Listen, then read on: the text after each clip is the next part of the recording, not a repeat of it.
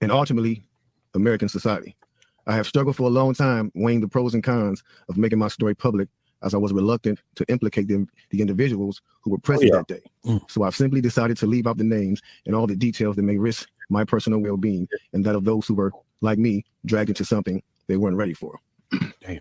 Hold on, let me there are a lot of So we're gonna tell the story. we're gonna tell the story. We ain't scared. You know what I'm saying? What they gonna do? They after us, not just like Look at black man. So look, so he says between the late 80s and early 90s, I was what you may call a decision maker with one of the more established companies in the music industry.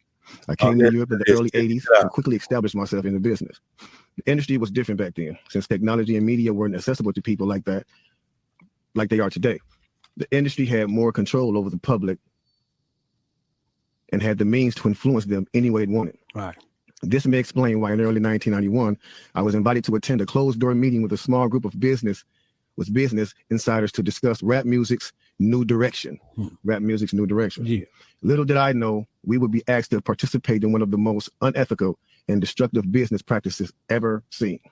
Pay attention. So this was the meeting. The meeting was held at a private residence on the outskirts of Los Angeles. Pay attention. I remember about 25 to 30 people were being there. Right. Most of them familiar faces. Speaking of those I knew, we joked about the theme of the meeting, as many of us did not care for rap and failed to see the purpose of being invited to a private meeting to discuss the future of hip hop. Talk to him. Among the attendees was a small group of unfamiliar faces who stayed to themselves and made no attempt to socialize beyond their industry. That was our casual preventing us from discussing the information presented during the meeting. Needless to say, this intrigued, in some cases, disturbed many of us. The agreement was only a page long, but very clear on matters and consequences, which stated that violating the terms will result in job termination immediately. Several people what this meeting was about and the reason for such secrecy, but could not find anyone who had the answers for us. A few people refused to sign and walked out. Nobody stopped them. I was tempted to follow, but curiosity got the best of me. That's right. A man who was part of the So now let's get to the good part because the meeting about to start. Talk to him, G. It says, quickly after the meeting began, hold on a second. Get your popcorn, y'all. Popcorn, get your pistol. No, for real though. Quickly after this meeting began, one of the industry colleagues, who shall remain like everybody else, thanked us for attending. He then gave the floor to a man who only introduced himself by first name and gave no other details about his personal background. I think he was the owner of the residence, but that was never confirmed. He briefly praised all of us for the success we had achieved in our industries and congratulated us for being selected as decision makers. At this point, I began to feel slightly uncomfortable and the strangeness of this gathering. The subject quickly changed as the speaker went on to tell us that the respective companies we represented had invested in a very profitable industry, which could become even more rewarding with our active involvement. Dang. He explained that the companies we worked for had invested millions into the building of privately owned prisons, and that our positions of influence in the music industry would actually impact the profitability of these investments. Say what? Then he says, I remember many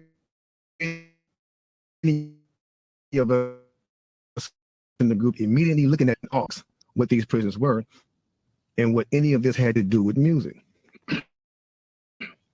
We were told that these prisons were built by privately owned companies who receive funding from the government based on the number of inmates. The more inmates, the more the government would pay these prisons. It was also made clear to us that since these prisons are privately owned, as they become publicly traded, we'd be able to buy shares. Most of us were taken back by this. Again, a couple of people asked what this had to do with us. At this point, my industry colleague who had first opened the meeting took the floor again and answered our questions.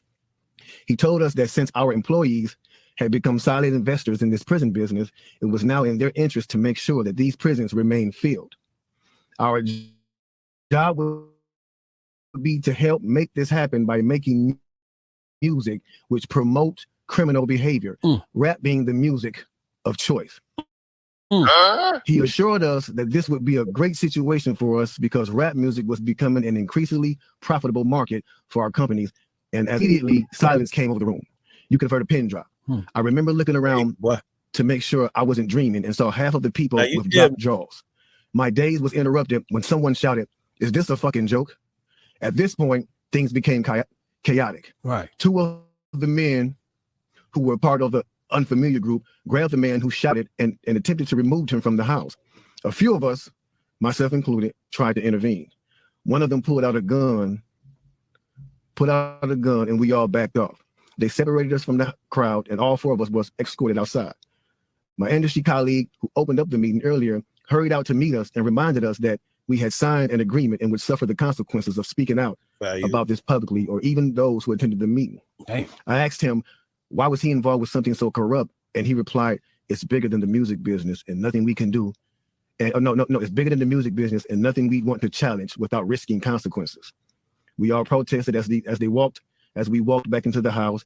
I remember word for word the last thing he said. It's out of my hands now. Just remember, you signed an agreement. He then closed the door behind him.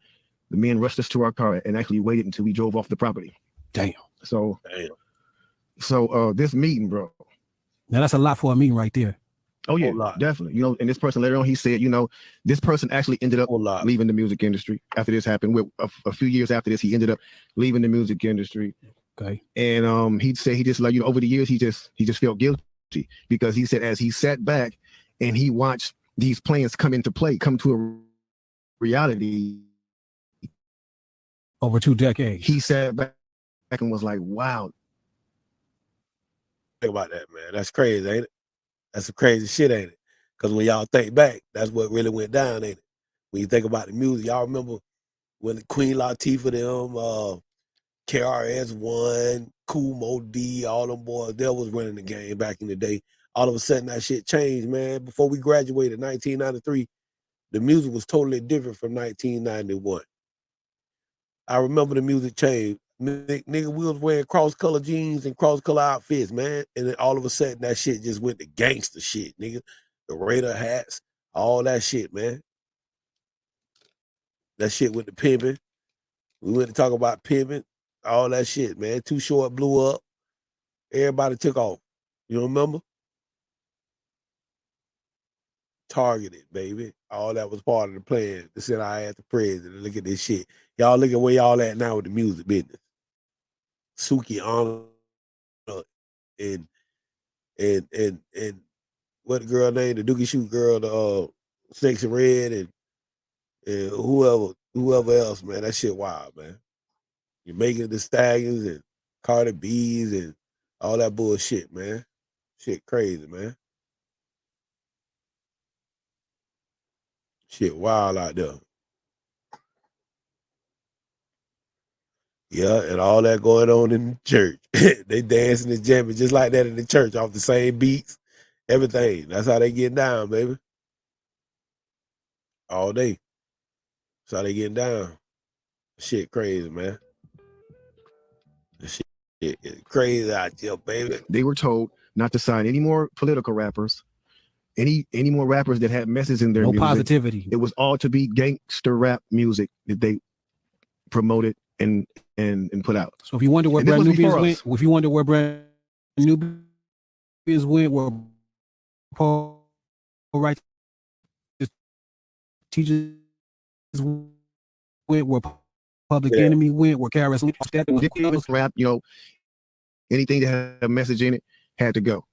Yeah, that's why if you even notice though, now we talk about that all the time. Even be brief with it, you know what I'm saying? Those charms that came out like maybe 1988, 89, the African charms. Those disappeared. They lasted for about 2 years and they disappeared real quick. You know what I'm saying? Yeah, definitely. Now, after reading all this, you know, it actually made me feel a few different, just knowing the level of evil that's involved by even thinking of a plan like this. You know? Right. The second emotion I felt was anger. Anger because it's not enough for them to exploit our culture and make all the money off of it. Because let's keep it real, the industry has never been. Shit crazy, man. Let's just let you know, man, we're under attack, man. We're under attack. A lot of people don't believe it, man. They call you crazy, man. And that's why I jumped down the preacher throat, man. There's too much of this bullshit running around, man. People thinking it's okay to just do anything, man. Yeah. It ain't okay to just sin for no reason, man. Tell the people the truth, man. We already got enough enemies, man. It's too ugly out here, man, to be guiding your people the wrong way. And if you guiding your people the wrong way, you probably been infiltrated already. You know what I'm saying? So it is what it is, man. Visit the website. Y'all start looking for the links to these different outlets, man, in the chat. I'll be putting them in the chat in the future. We can still set everything up properly. So y'all bear with us, man. We're gonna get these commercials right quick.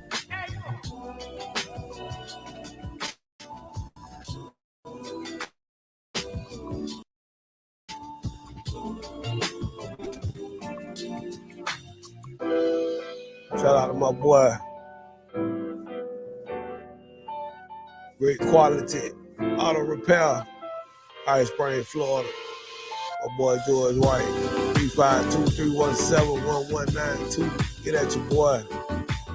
You see the email. Set up an appointment. My boy pretty much full service over there, man. Great mechanic. Y'all check him out. Get that lawn taken care of, baby. You grow it, and we'll mow it. Good Folk Enterprises and more LLC, professional lawn maintenance and service, affordable, dependable. Call us today for a free quote, 352-807-2979. You need them fresh eggs, baby. You're looking for the perfect yolk. Reach out to us. Year's Egg Co. Year's Egg Co. The perfect yolk. 352-807-2979.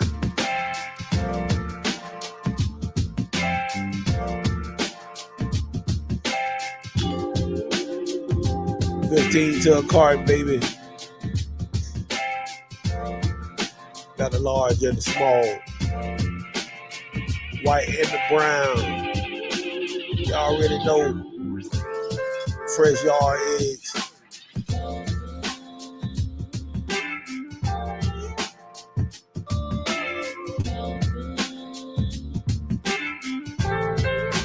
Yeah, the only thing that's real is boxing, and they cheating that shit too, bro.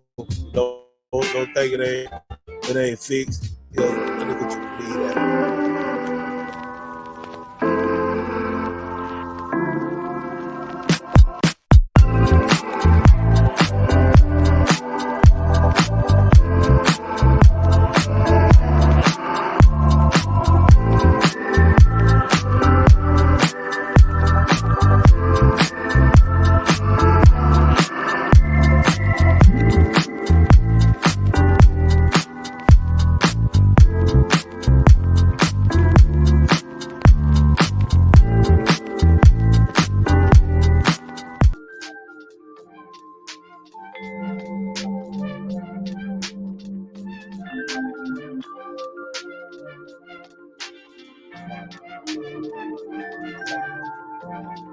Stop Being Stupid, the podcast. Live with your host, Good Folk. Make sure you like and subscribe, share, repost, tell a friend. Yes, sir. Wanna thank y'all for tuning in again live tonight, supporting the brother. We appreciate the love. Had a good time with y'all tonight.